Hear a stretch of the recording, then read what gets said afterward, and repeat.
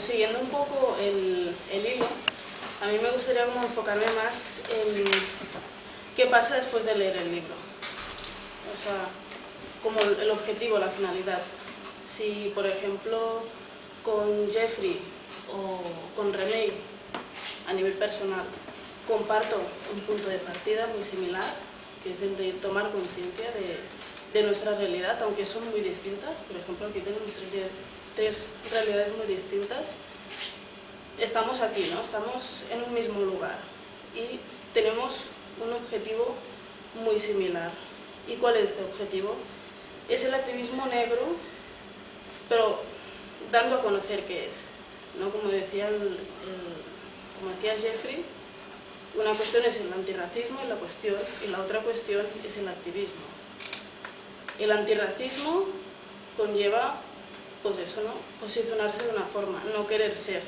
Por esto no te aleja de tener unos roles de poder, que el mismo sistema, la misma estructura te permite y te determina para que estés allí sin tener que cuestionarte nunca cuál es tu posición en el mundo, porque te posiciones en cierto privilegio. El activismo conlleva destruir de raíz esta estructura y replantearse dónde estamos, romper con estas ideologías. Yo, por ejemplo, me siento más ¿cómo lo diría? Un poquito, o sea, partiendo un poquito de la decolonialidad, entiendo que primero debemos deconstruir y romper con la idea de raza. ¿Por qué? Porque si hablamos de una lucha, en este caso antifascista, necesitamos sí o sí romper, por ejemplo, con la idea de raza. Y aquí es cuando chocan dos mundos que viven paralelos, pero que están en un mismo lugar, ¿no? ¿Por qué le pasó esto a Rita Bosao? ¿Por qué no se posicionan a favor de Rita Bosao? Porque Rita Bosao, para ellos es antirracismo, es la representación de la población negra, pero no es una persona activa, porque cuando Rita se pone en acción, la invisibilizan, no tiene credibilidad. Y es donde este libro, por ejemplo, como muchos otros, permite romper con estas ideas. No, yo no soy racista, sí, pero plantéate cuáles son tus roles de poder. Y eso es lo que permite leer, ¿no? Y de las distintas temáticas, también comprender la profundidad que conlleva, ¿no? Por ejemplo, muchas veces yo hablo de identidad y mucha gente se extraña, ¿no? Porque, por ejemplo, en el caso catalán, español, hay una identidad monolítica. Yo es que nací catalán, tengo unos valores y no me replanteo nada.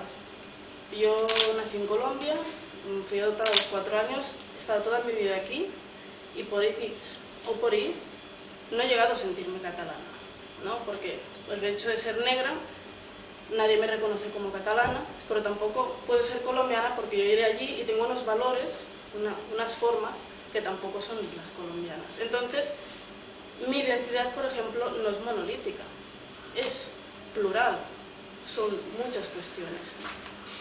Entonces, aquí hay un trabajo que hacer y comprender que, por ejemplo, el tema de la identidad es un factor que entra dentro del activismo negro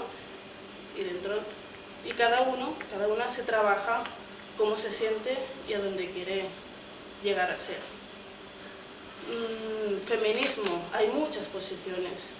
El texto de Mariana Olisa lleva a replantearse muchas cuestiones, pero lo interesante es que a partir de este texto todas nosotras nos replanteemos cómo nos sentimos, cuál es nuestro feminismo, construir más feminismo a partir de las distintas realidades y después este feminismo nuestro también que sea comprendido con otras feministas blancas, ¿no? Porque aquí también hay una lucha de intereses en la lucha, por ejemplo, en la lucha social en la calle, ¿no? Mundos paralelos. Muy fácil. 8 de marzo, ¿quién sale a la calle? Todas. Pero luego el Día de la Mujer Negra, ¿quién sale a la calle? Y nadie se lo plantea. Las feministas blancas no se lo plantean salir a la calle, ni siquiera lo reconocen. Y ahí es importante construir y deconstruir a la vez. Romper con estas estructuras que te permiten desde tu privilegio no replantearte salir a la calle el Día de la Mujer Negra. Así de claro. O ni siquiera replantearte que una mujer puede, debe o no verlo. Como mujer blanca ya, estos postulados son los tuyos y nadie te los puede cambiar.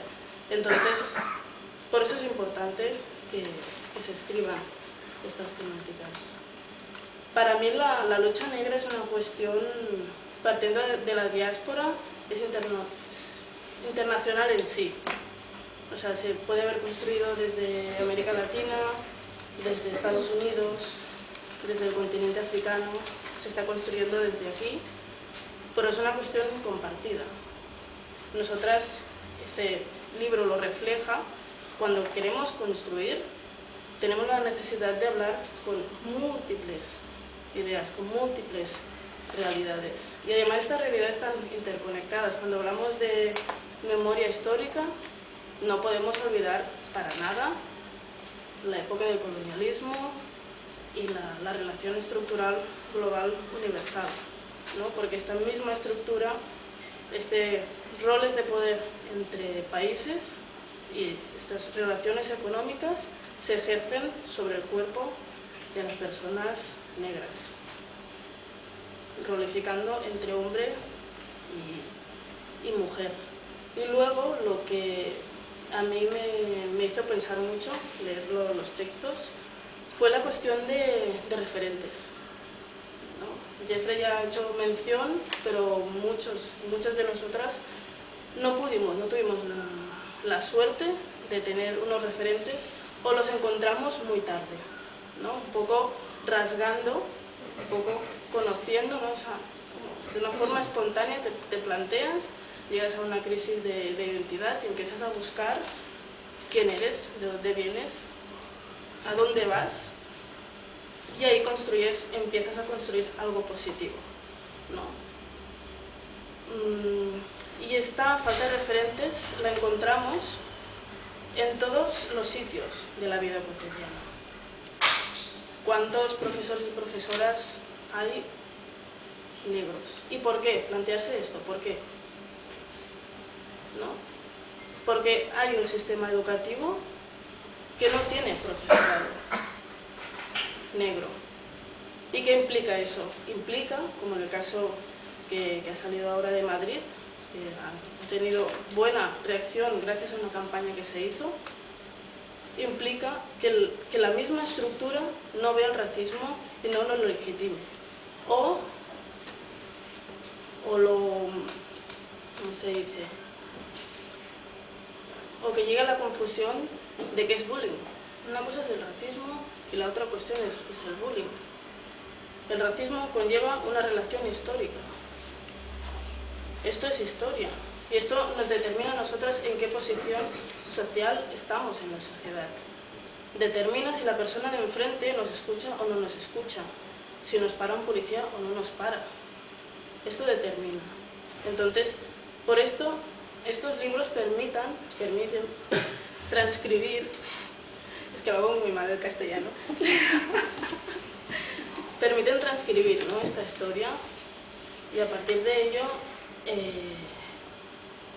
pues terminar con ideas, con este subconsciente que poquito a poco vamos a poder romper.